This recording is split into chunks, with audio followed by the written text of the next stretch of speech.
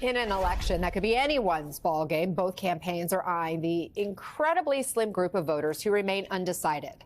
The New York Times speaking with senior advisors from both campaigns on who they think is still up for grabs, reporting that both see a group that is younger, with a disproportionate share of Black and Latino voters, with the Harris campaign also including some white college-educated voters, particularly women, who more traditionally vote GOP but are repelled by Trump.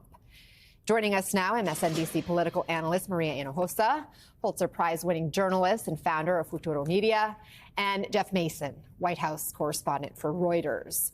Maria, so both campaigns eyeing this narrow group of undecided voters, again, described as younger, Black or Latino, and more, quote, unplugged from political news. What's your reaction, your thought about this being the group of undecided? You know, what I've heard when I've been out on the trail, as it were, is young people saying, I don't feel like I should vote because I don't feel informed enough.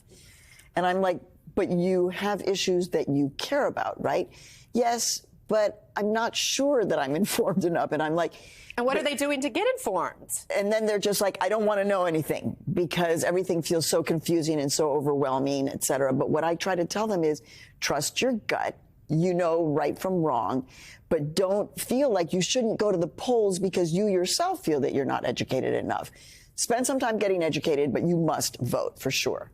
It's so tricky, though, because of all the different information avenues, and these voters have to figure out which information to trust. And Jeff, the Harris campaign, we know, has been eyeing white voters who may traditionally vote Republican but aren't happy with Trump. To that point, here was GOP Senator Lindsey Graham's message to those so-called soft Republican voters this weekend. To every Republican supporting her, what the hell are you doing? What are you doing? You're trying to convince me that Donald Trump's rhetoric is the danger to this country. The danger to this country is the policies of Biden and Harris. Her fingerprints are all over this disaster, and I can't take 4 more years of this crap. So, Jeff, draw the comparison for us between the Harris campaign's overture to these voters and Graham's message, which we just heard, to really get them to fall in line.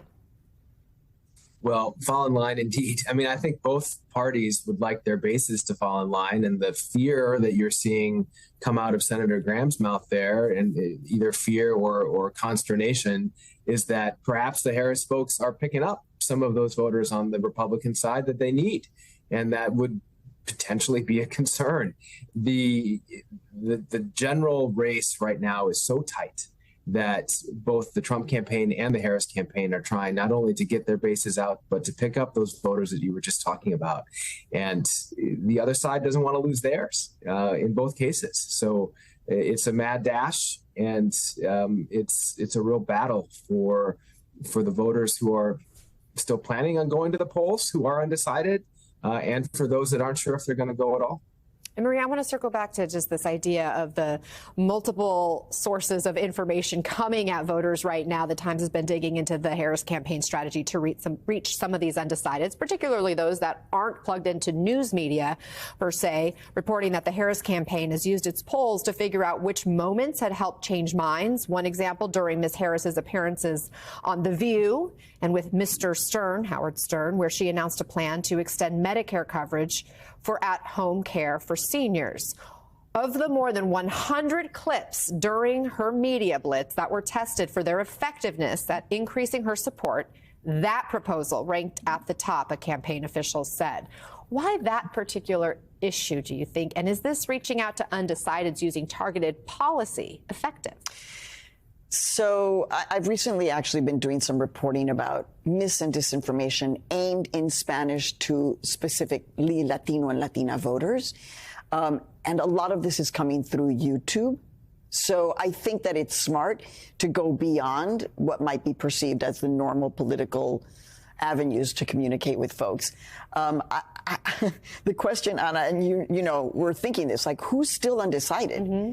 What is the issue that makes you undecided is what I'm interested in, because it's so stark in terms of what we face. We know what Donald Trump did in his 4 years. We've had the 4 years. I mean, I found it fascinating that he just said that the past 4 years have been, his words, crap. Yeah, Lindsey Graham said that. Lindsey Graham saying that the last 4 years have been crap, but this is what the Republicans have been doing, hammering down on their platforms how the economy over the past 4 years has been a disaster, and it was great during Trump. And again, when I'm out on the street, this is something that is connecting to them. They are getting that message. So Kamala Harris has got to try every which way to try to connect with people who might still be prepared to hear her. So I think it makes sense for her to go yes, stern to the View. I just wish she would speak to me. She's not speaking to you. Well, she gave us an interview a year ago. I asked for an interview too. We've been asking, it's kind of like for us who are connected to Latino voters, this is, I'm kind of sounding the alarm bell, Ana. If they do not clinch Latino voters in a big way, this could not go her way for sure. Jeff, Maria mentioned how Trump and his team are really good at hammering home a message. And a new NBC News poll has identified issues that are repelling voters. And part of it is a message we've been hearing a lot from Donald Trump himself. A majority of these surveyed, 52%, say they are less likely to support a candidate who says Trump won the 2020 presidential election, making it the least popular tested position. So when the majority of voters say they are less likely to vote for a candidate who denies the results from the last election, should that spell trouble for the Trump team? Well, I think what it absolutely spells is that you'll hear it as part of Vice President Harris's closing argument. And you're hearing it more now. It's interesting. One of the subtle shifts that she had in her rhetoric as a candidate compared to then candidate Biden was she didn't lean super heavily into the democracy piece. She used the language of freedom instead of threat to a democracy. But she is increasing that language more recently, especially with her appearances with Republican lawmakers and former Republican lawmakers such as Liz Cheney and Adam Kinzinger. And the polling that you're describing there is sort of shows that is effective. So I think you're going to hear that a lot more from her in these last couple of weeks.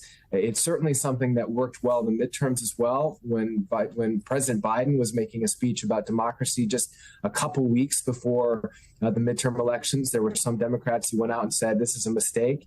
And it turned out to be not a mistake insofar as the exit polling showed that it had really resonated with voters. So it's resonating now, and I think it's going to resonate in the next 2 weeks. To specifically answer your question, yeah, that should be a concern to the Trump campaign.